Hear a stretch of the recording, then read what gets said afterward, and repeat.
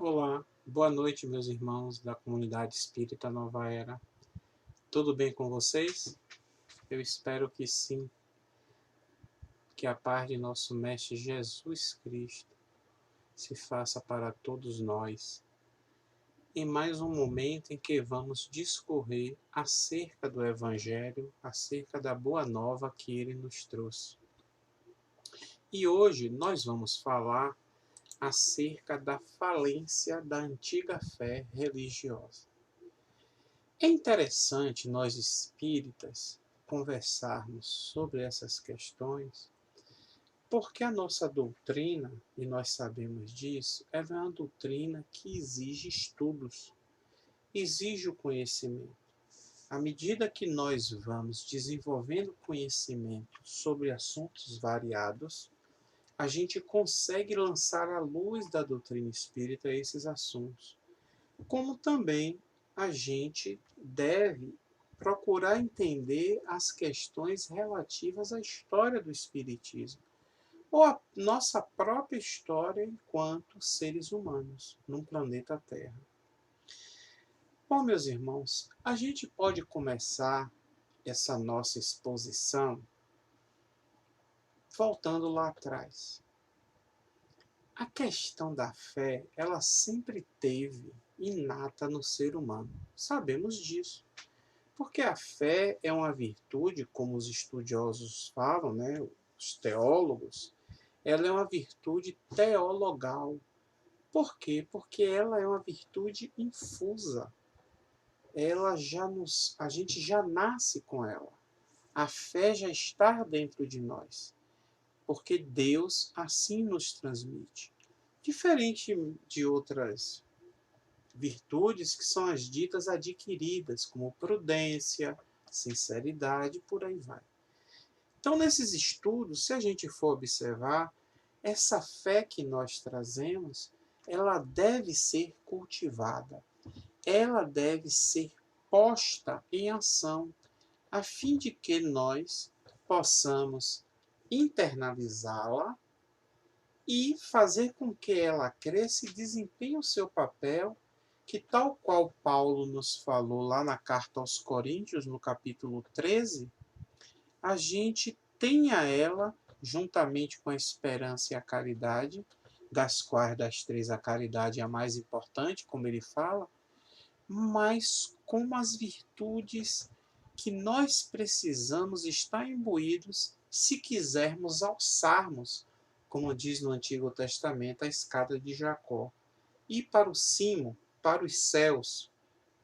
Então, a gente vai observar que no início da nossa história, seja na parte lá da religião hindu, seja com Krishna, né, com o próprio Zoroastro, né, com Lao Tse, com Siddhartha Gautama, o Buda, e tantos outros que vieram antes de Jesus Cristo, sejam eles filósofos, representantes religiosos, a questão da fé sempre esteve permeando as nossas vidas. E, justamente por permear e ser algo que nos interessa e nos causa aquela sensação de mistério, de querer descobrir algo, de querer fazer com que esse sentimento, essa necessidade seja atendida, nós, enquanto seres humanos, sempre buscamos essa parte de nós que ainda está íncita em nós, dentro de nós, e que precisamos, de alguma maneira, de um instrumento para termos acesso. E a gente observa que justamente nesse período, né, na história antiga, foram muitas as tentativas, né? Os enviados do Cristo, os profetas, né, sempre fizeram com que as pessoas elas tivessem o conhecimento acerca de ter essa fé. A fé que a gente muito conhece é a fé humana, mas vamos falar da fé divina. E isso nos foi passado por esses profetas, né? Por esses apóstolos também que vieram antes de Jesus, os enviados dele, para que nós pudéssemos fazer uma compreensão do que seria os pensamentos de Deus.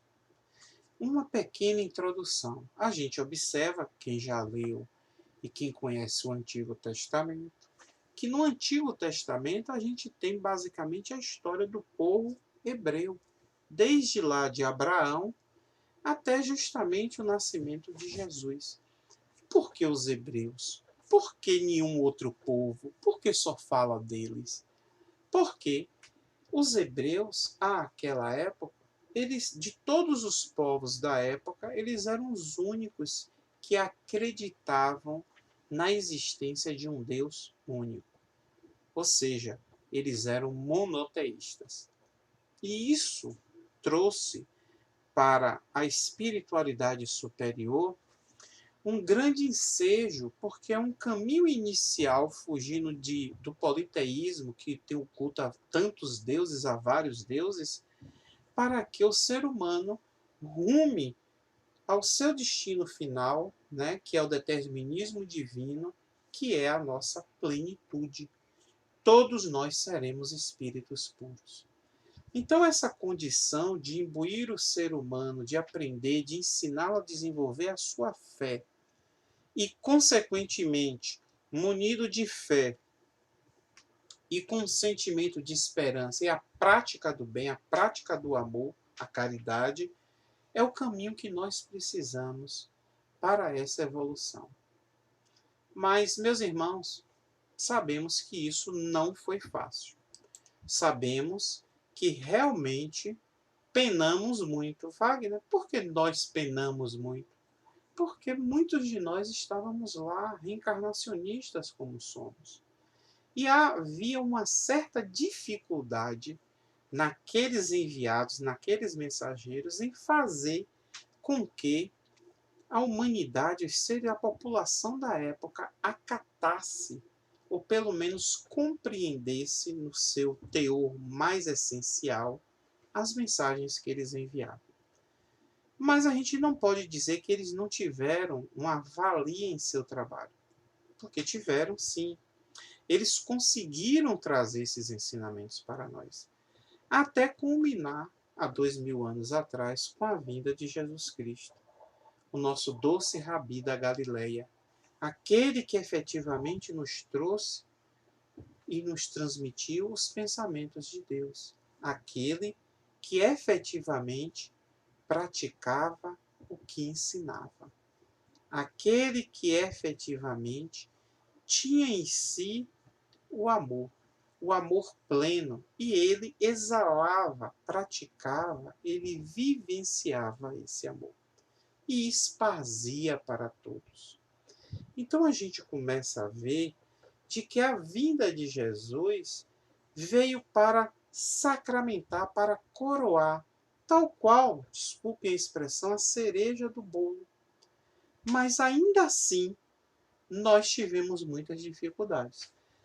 Sabemos da história dos 3 anos de Jesus, principalmente no nosso planeta, e em que culminou, e a mensagem foi trazida, a boa nova sim foi dita, e ele nos disse que outras coisas poderia ele ter falado, mas que nós não entenderíamos.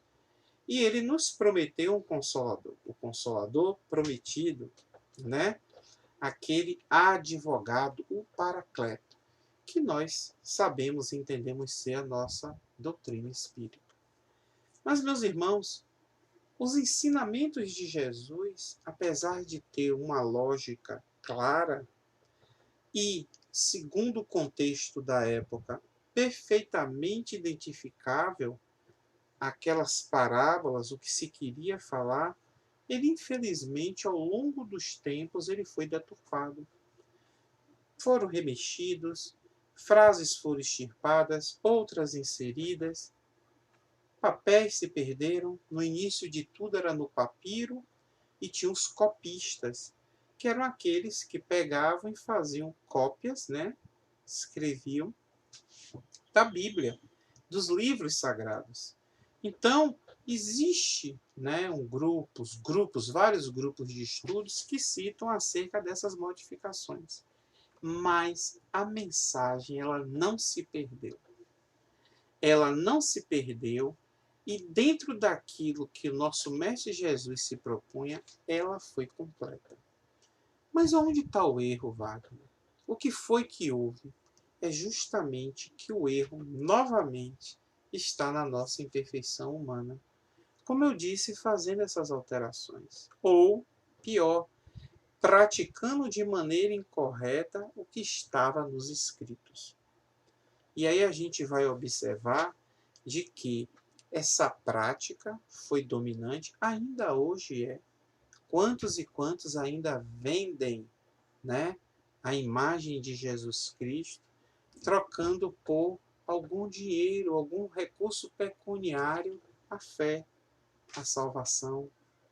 E aí a gente vai observar que desde lá de trás, desde o século I, a gente começa pela perseguição aos cristãos, mas isso culmina com a Roma, imagine, adotando o cristianismo como religião, né, principal.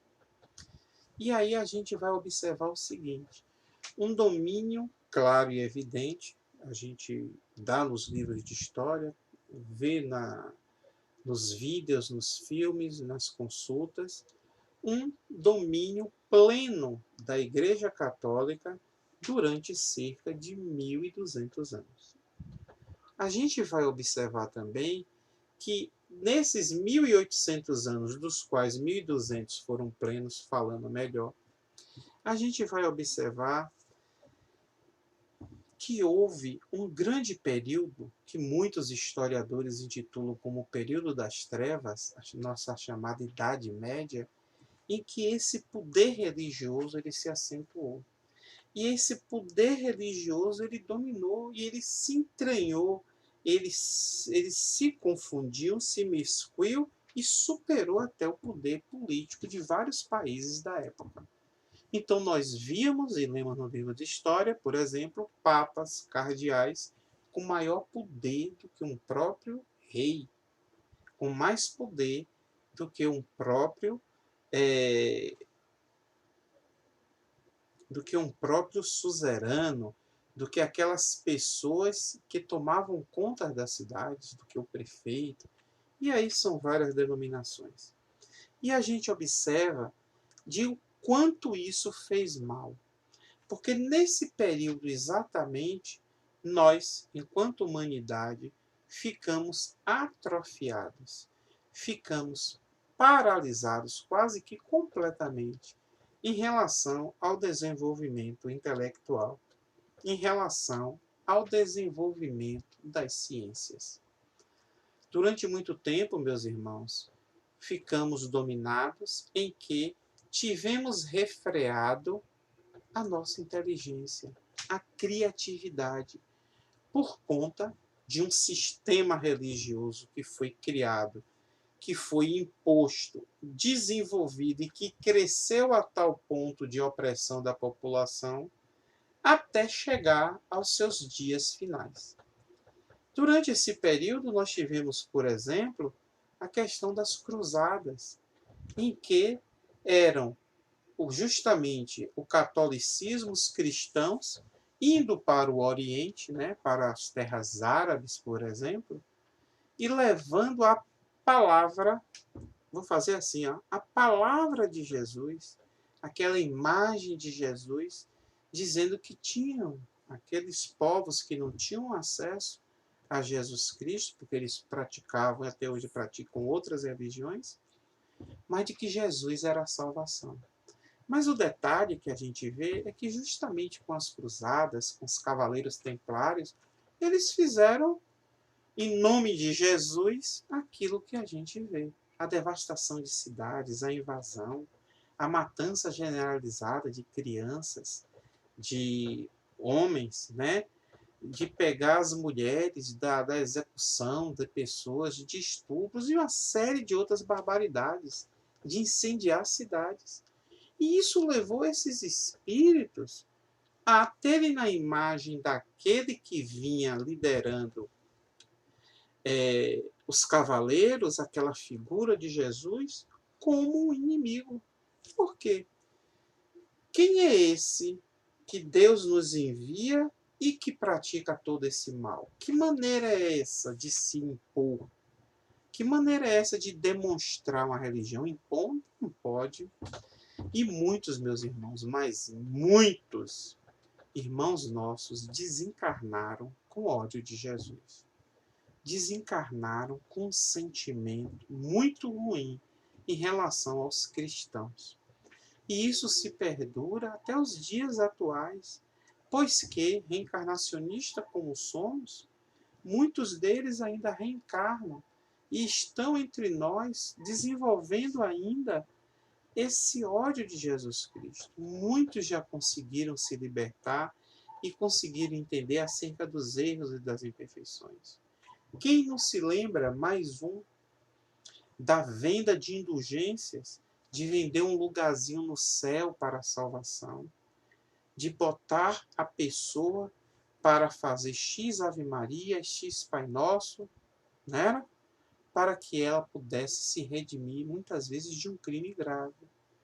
Ou porque determinada pessoa detinha um bom recurso financeiro, ele conseguia pagar para se libertar dos seus pecados, dos seus atos nefandos, dos seus equívocos morais. Quantos e quantos santos foram santos pela igreja porque pagaram por isso? A ponto dos últimos papas quase sempre virem fazendo o quê? Virem fazendo, no caso, retirando da santidade esses irmãos. Pela vida pregressa deles, a igreja vai e retira a santidade.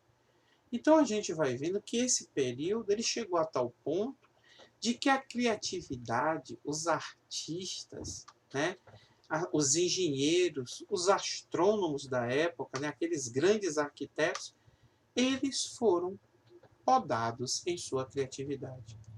Só se poderia e era válido fazer algo que fosse a favor da igreja. Então a gente vê um período do renascimento das artes, né? A gente vê aquele período das pinturas, das esculturas, mas todas voltadas aos interesses da igreja. A gente vê quantos morreram na fogueira pela Inquisição, sendo considerados bruxos, ou porque diziam, como a gente sabe a história, de que a Terra era que não girava em torno do Sol, e sim o Sol que girava em torno da Terra.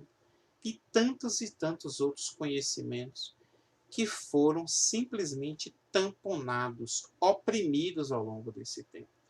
E isso, meus irmãos, teve um fim. O começo desse fim foi no final do século XVIII, por volta de 1780, 1789, com a Revolução Francesa, em que a gente tem ali justamente o processo que foi declarado por eles da separação da ciência e da religião. Isso foi bom? Sim. Não poderia ter sido da maneira correta? Poderia, mas novamente nós, seres humanos, no mundo de provas e expiações, recebemos as dádivas divinas e muitas vezes, com o nosso orgulho, nosso egoísmo, essas chagas que a gente tem que eliminar de nossas vidas, nós simplesmente não conseguimos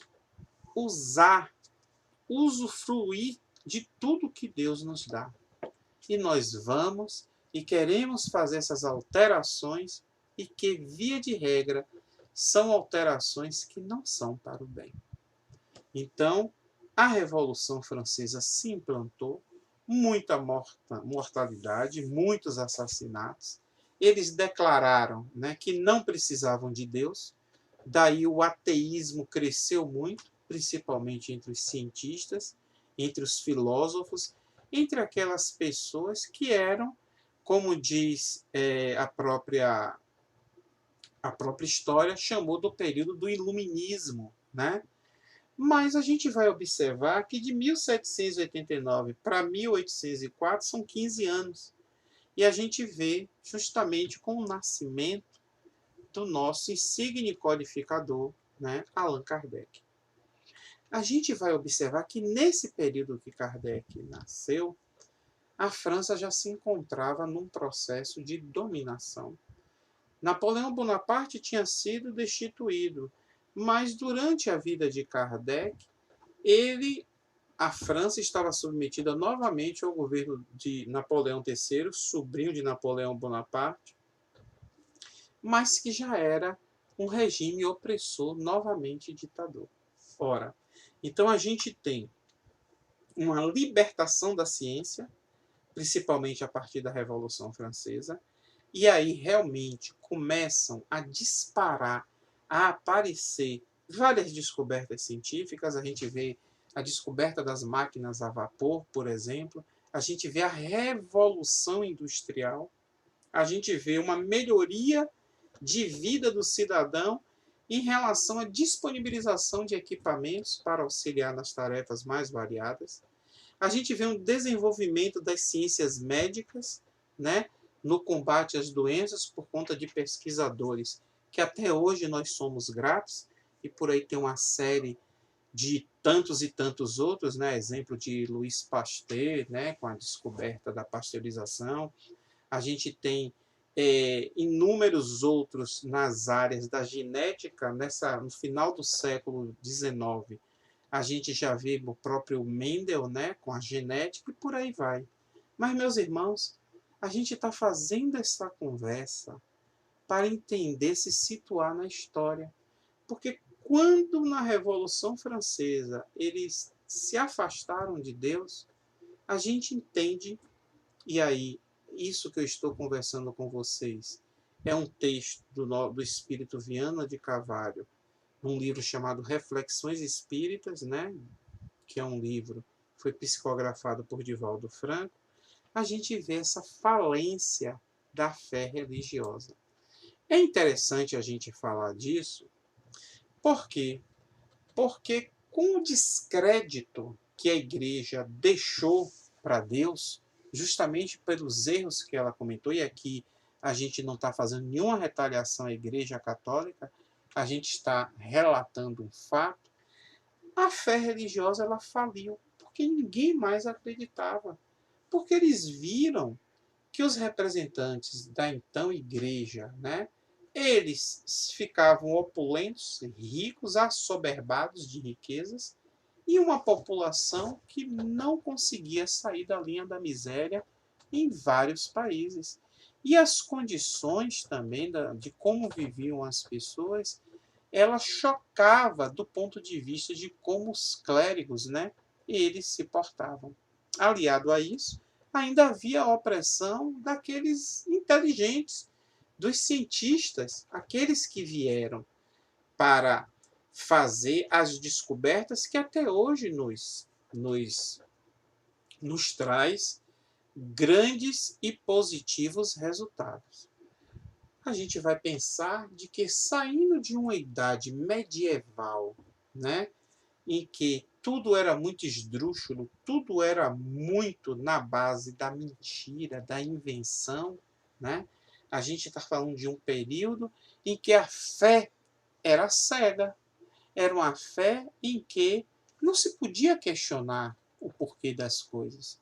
Não se podia, por exemplo, numa missa, querer questionar algo para o padre. Padre, por que isso? Porque sim, porque é assim. Não se podia insistir. É assim e acabou. Então tinha-se que acreditar naquilo em que estava sendo exposto, naquilo que era divulgado.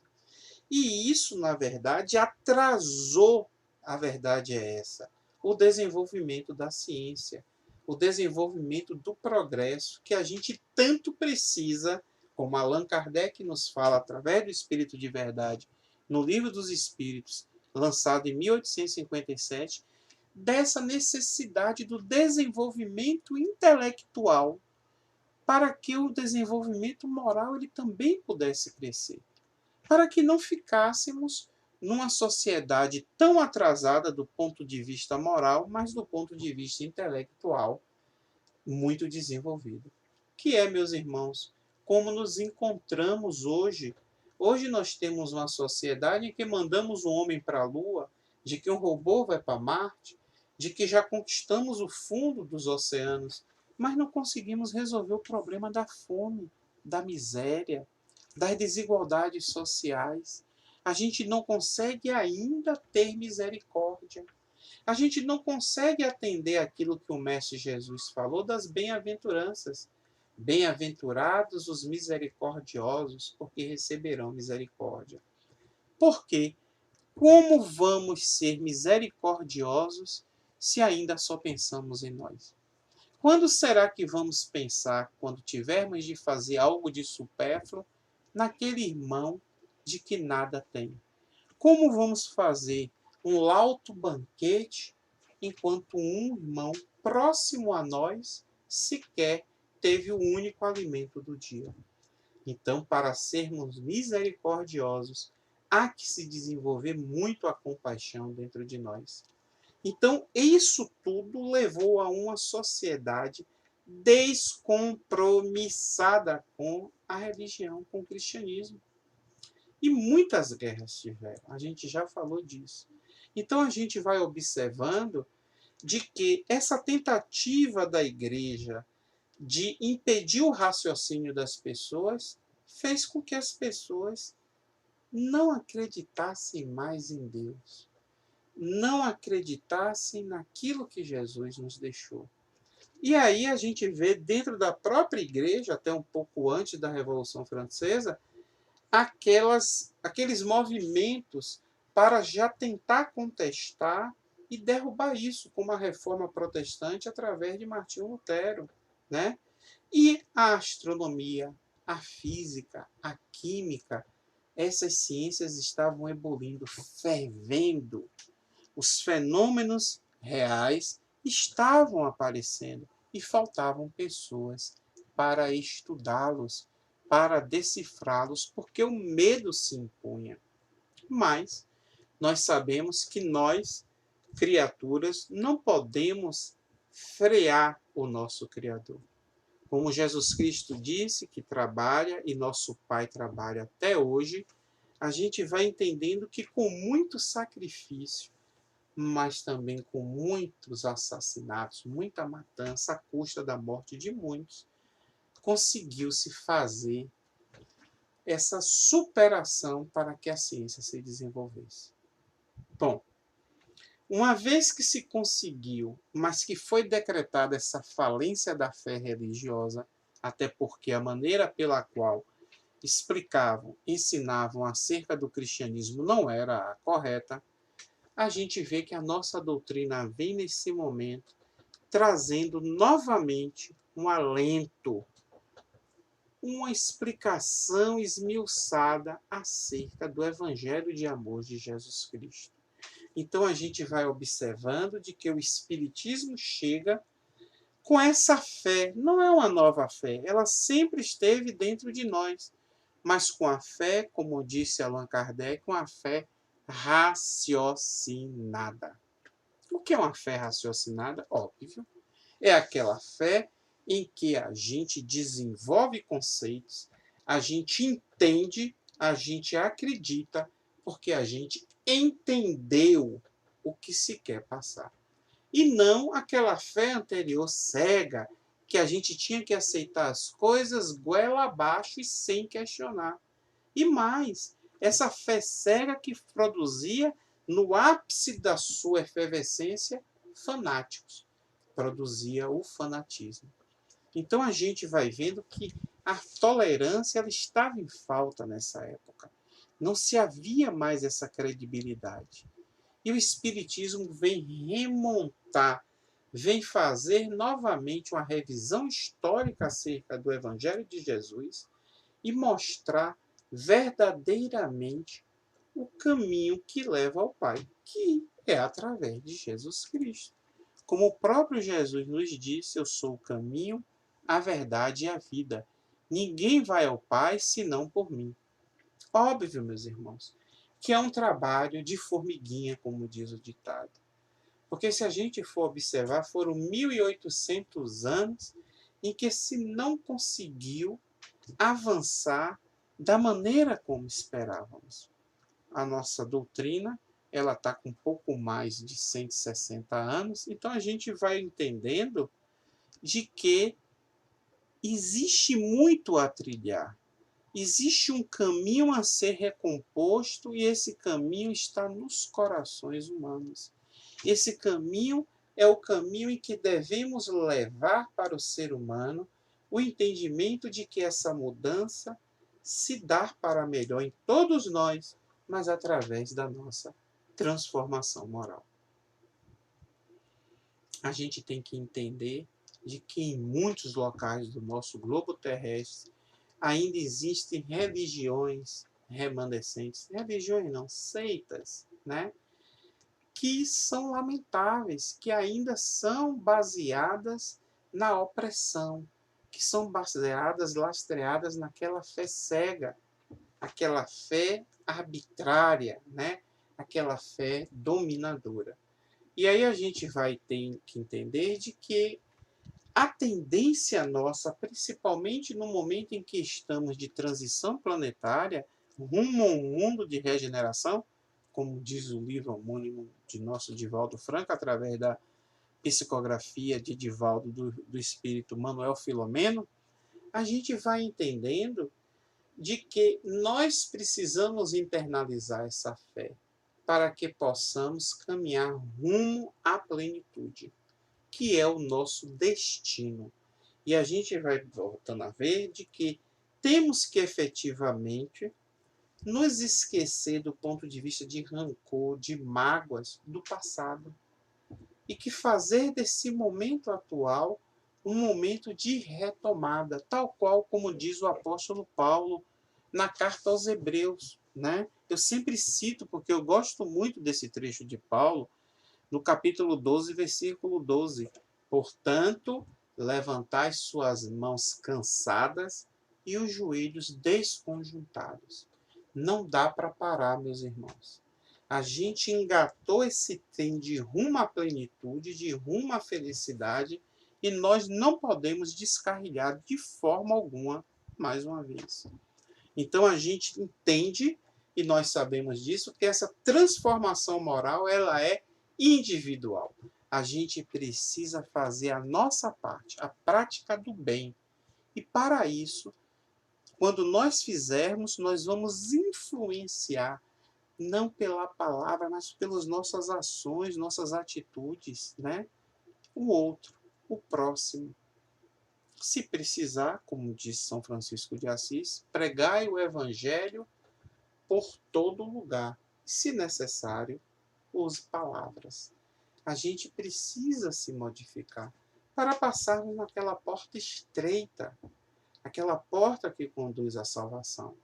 E isso a doutrina espírita tem feito. E nós, enquanto movimento espírita, temos que estar atentos, com corações e mente abertas, para efetivamente nos dotarmos, né, de conhecimento para cada vez mais sermos um soldado, um servo de Jesus, mais do amor, da seara do bem. E a gente vai entendendo de que quando nós conseguimos, através desses atos, através das nossas ações, através da prática do bem, nós vamos fazendo com que vivifique, que essa fé ela reviva no coração das pessoas. E que elas comecem a entender de que a salvação é aquilo que Jesus Cristo nos falou, nos deixou. Então a gente tem que ficar com nossa alma apaziguada. A gente tem que ter essa fé para ter a certeza de que não estamos sós, de que existe Jesus no comando e que nós vamos vencer nesse mar revolto que estamos passando, nós vamos vencer a todas essas ondas, que nós vamos chegar num porto seguro, porque o Mestre Jesus, ele não nos desampara. Então a gente vai entendendo de que devemos, com os nossos atos no bem, com os nossos valores éticos, com os valores morais, com o valor humano, do saber lidar com a criatura humana, do saber lidar com o nosso planeta, valorizando os animais, os vegetais, as árvores, os rios, os mares, a valorização do nosso meio ambiente. Esse planeta Terra que Deus nos deu novinho em folha, para que a gente também preserve. Porque seremos espíritos no mundo de regeneração, aqueles nós, e assim esperamos, que são tocados pelo bem, mas precisamos de um planeta também que esteja melhor, conter esses desastres ambientais, porque esse é o nosso planeta que nós vamos ter que fazer a limpeza, que recompor dos estragos que, de um ponto de vista coletivo, muitos de nós vêm contribuindo. Então a gente vai entendendo de que a gente não pode se cansar, medo, do desânimo, do ócio, né, da preguiça. A gente precisa sim ter a plenitude de que Deus e somente Ele é o nosso Criador e Criado. Então, essa fé inata que nós trazemos todos os seres, ela precisa aparecer. A gente precisa fazer com que ela saia. Não vamos encontrar essa fé, não vamos encontrar esse amor de fora para dentro, meus irmãos, e sim de dentro para fora. Vamos esparcir esse amor. Vamos seguir o que o Cristo nos disse. Brilhe a vossa luz. E o brilhar a nossa luz é justamente através desse caminho, que é o caminho que nos conduz à felicidade. O Espiritismo, a nossa doutrina, como diz Viana de Carvalho, ele é descomprometido com as igrejas, com grupos políticos, de interesses sociais, quaisquer um. A gente observa isso, né? Porque o Espiritismo ele tem por objetivo o homem e seu progresso. Tem por objetivo a destruição do egoísmo, do orgulho, né? De instalar essa moral, esse bem proceder, como disse o Espírito de Verdade, essa ética de Jesus Cristo no mundo. Mas a gente sabe que a nossa doutrina ela sempre se atualiza, ela está de acordo com os dias atuais. A gente precisa sim dessa fé, mas com a razão. Porque através da razão a gente vai ter o nosso julgamento, quem é na nossa consciência, o nosso tribunal. A gente vai ter uma conscientização responsável. A gente vai ter uma consciência atuante na construção do nosso futuro. Então a gente começa a entender, se vocês começarem a pensar, de que a nossa doutrina, ela faz muito por nós. Ela nos dá, nos esmiuça, como eu disse, os ensinamentos de Jesus e deriva as explicações em 1019 questões que Allan Kardec faz ao Espírito de Verdade e toda a consentânea de espíritos, né? Erasto, São Luís, Santo Agostinho. E a gente vai observar de que para nós trazermos essa fé viva dentro de nós, nós só precisamos praticar o bem. Mas, se muitos de nós ainda não conseguem praticar 100% do bem, vamos começar com 1%. Vamos começar das pequenas coisas, dos pequenos atos, das gentilezas, né?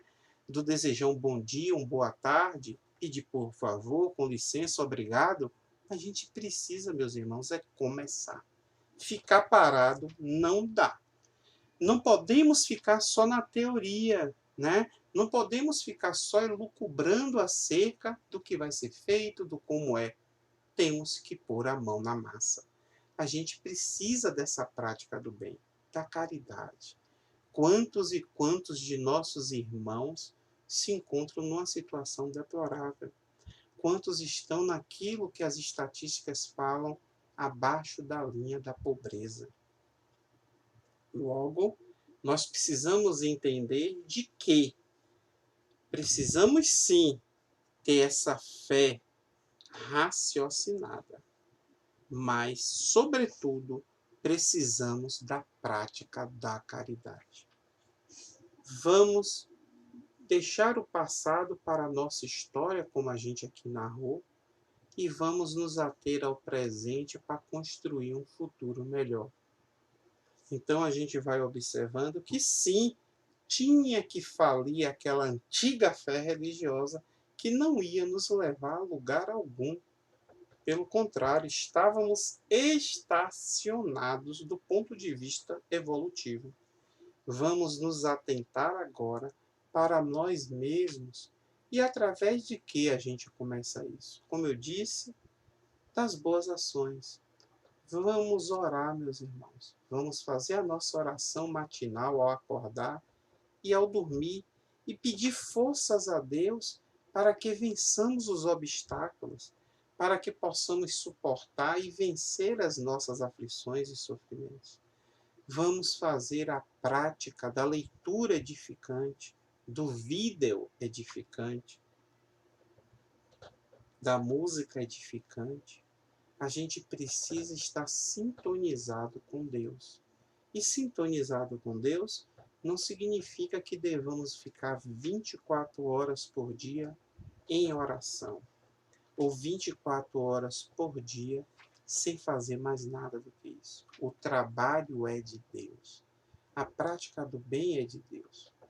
A gente precisa sim trabalhar, precisa servir, que é o trabalho em que nós conseguimos levar para o outro. Mas a gente precisa da caridade, prática dela, do aprender a perdoar, de ser tolerante para com os outros, porque assim a nossa fé vai se desenvolvendo. Então essa é a mensagem que eu queria deixar para vocês nessa noite, e quero agradecer mais uma vez a oportunidade e a confiança, e pedir para que vocês não deixem de pensar acerca do que nós conversamos aqui, porque a gente precisa para ontem buscar essas transformações. E basta com que nós tomemos, como diz no interior, né, tomemos tenência disso, de que a desilusão nos chegue, que a verdade nos chegue, para que a desilusão saia. Porque Jesus nos disse que ele era o caminho, a verdade e a vida. Então, vamos refletir um pouco? Fiquem em paz. Jesus os abençoe. Até a próxima.